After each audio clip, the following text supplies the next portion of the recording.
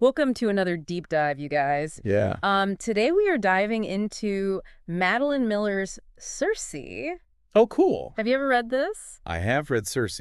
I really enjoyed it. This one's really cool Yeah. because I feel like so many of us know the story of Circe from, the Odyssey, and she's always this Yeah. kind of a side character. She's kind of a villain. Right. Yeah. She's like the temptress kind of. The temptress? The witch. Yeah, exactly. But this one really tells her story. Yeah. It gives her backstory and, rounds her out as a character. Yeah, it humanizes her. Yeah, for sure. So I'm excited to get into this one. Yeah. So, Let's start at the beginning. okay, so beginning. Yeah. Where does she even come from? Okay. So her father is Helios, the sun god. Mm-hmm. And Super powerful. super powerful. He's got the chariot that goes across the sky. Yeah. And, but he's also really vain and self-absorbed. Yeah. Makes sense. So he views all of his kids, like as trophies, as extensions of himself.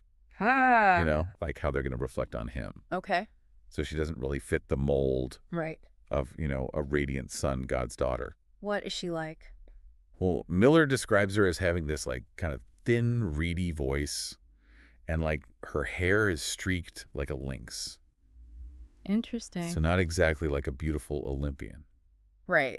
Very different from Aphrodite or something. Exactly. Yeah. Okay. So how does she deal with that? So it shapes her in some pretty profound ways. Okay. She's constantly seeking her father's approval, but she can never really get it. Ah, poor Circe. I know. Okay. On the other hand, her brother, Aedes, he's like everything that Helios wants in a child. Ah.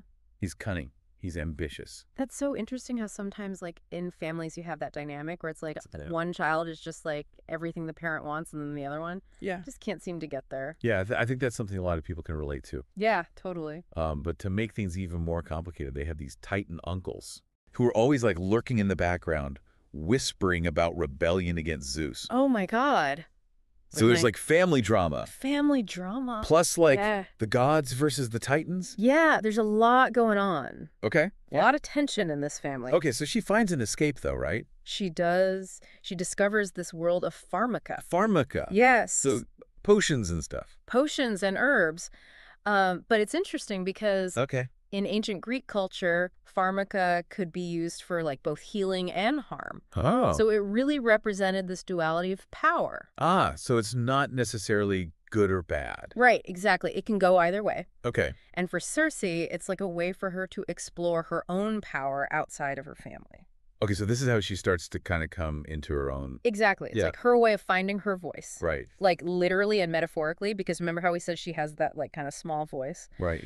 But through pharmaca, she starts to command attention and really make herself heard. Interesting. Okay, so she's finding her voice. Yeah. But I feel with her early attempts at power, there's some Oh, yeah. pretty disastrous consequences. Definitely the incident with Scylla.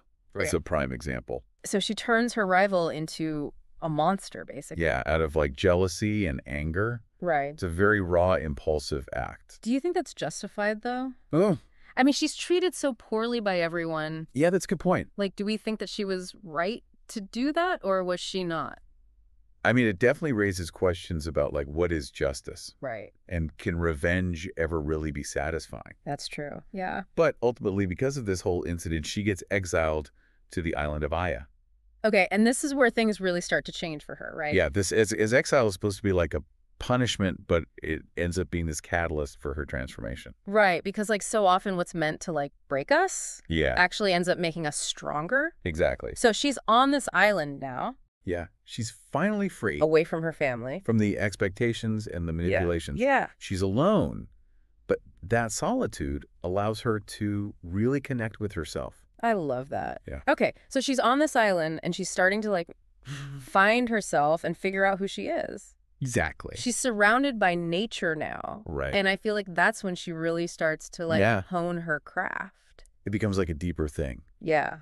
It's not just potions anymore. Right. She's learning the language of the plants she's taming, wild beasts. I love that. Yeah. Okay. And she becomes this incredible weaver. Okay, so the weaving. Yes. Is that a metaphor? Definitely. Why? It's a way for her to assert control Okay. over her own life, her own narrative. So it's almost like she's Yeah. taking back the power that was denied to her Exactly. in Olympus. Yeah. Okay, I love that. Yes. She's not totally alone, right? She's not completely alone. She has these encounters with gods and mortals. Yeah, we see her interacting with Prometheus, Right. who shares his story of defiance and sacrifice. Mm, And then there's Hermes, the messenger god. right. He kind of hints at this prophecy that's hanging over her. Okay. And then, of course, there's Jason and Medea. Okay. That's a whole other story. You can do a whole... Totally another deep dive right there. Exactly. What I think is really interesting is her relationship with Odysseus.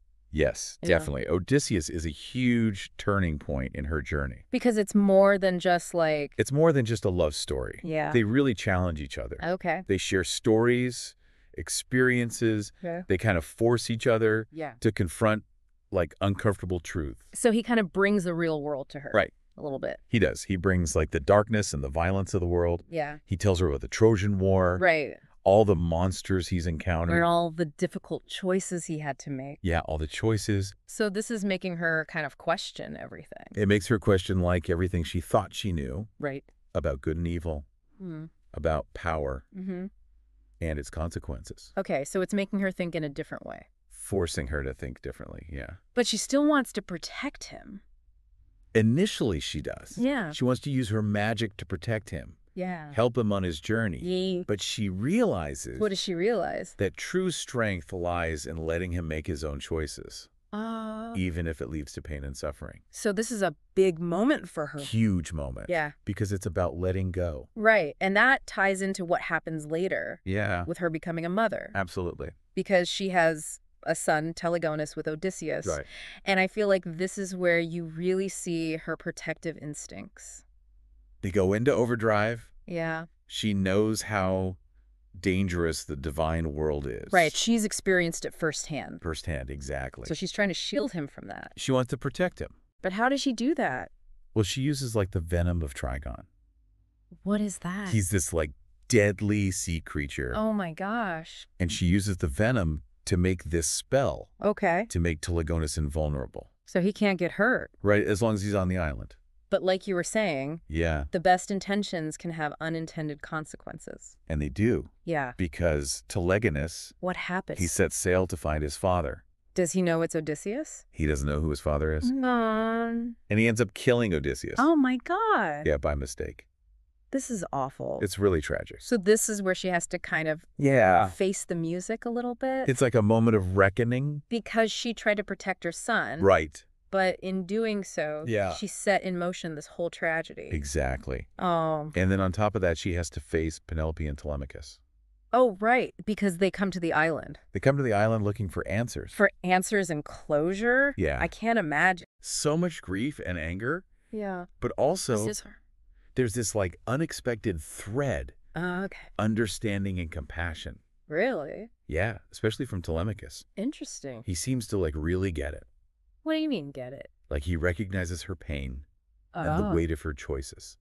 It's like he sees past the whole witch thing Totally. and just sees her as like a Yeah. woman who's loved and lost. Yeah, like a real person. Like them. Yeah, exactly. I think that really speaks to like Yeah, the power of empathy. totally. Like even though they've been through this horrible tragedy, Mm-hmm. they can still connect on like a human level. So we've seen Circe go from this like Yeah. insecure goddess Yeah. who's like trying to please her dad Right, always seeking to validation. this powerful woman Yeah. who's like, I'm going to take control of my life. She really embraces her independence.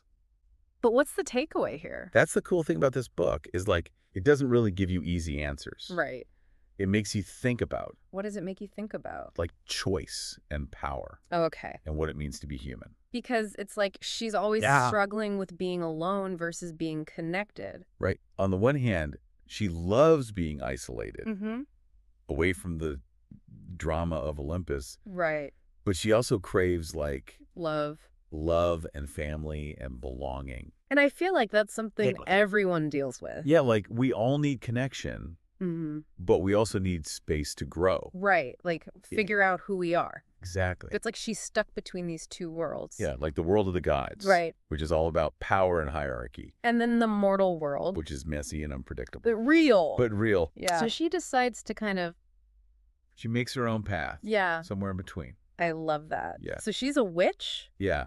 but she's also a mother and a friend. And she embraces all of it. That's really cool. Yeah, it's about finding your own definition Okay. of like freedom and happiness. Even if it means... Yeah, even if it means like going against what's expected of you Right. or like defying the norms. And I think what's also interesting is Yeah. like how she uses her magic. Right. It's not always for good. Right. She does some bad stuff. Yeah, like the whole Scylla thing. But she also uses it to help people. Yeah, she heals people. She protects people. So it really shows that Yeah. magic is just a tool. Yeah, it's a reflection of her own struggles. Right. Like it can be used for good or bad.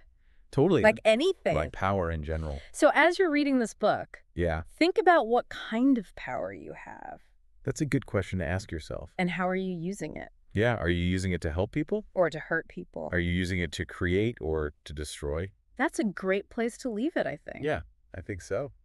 Thanks for joining us for this deep dive Yeah, this is fun. into the world of Circe. Absolutely. We'll see you next time. See you later.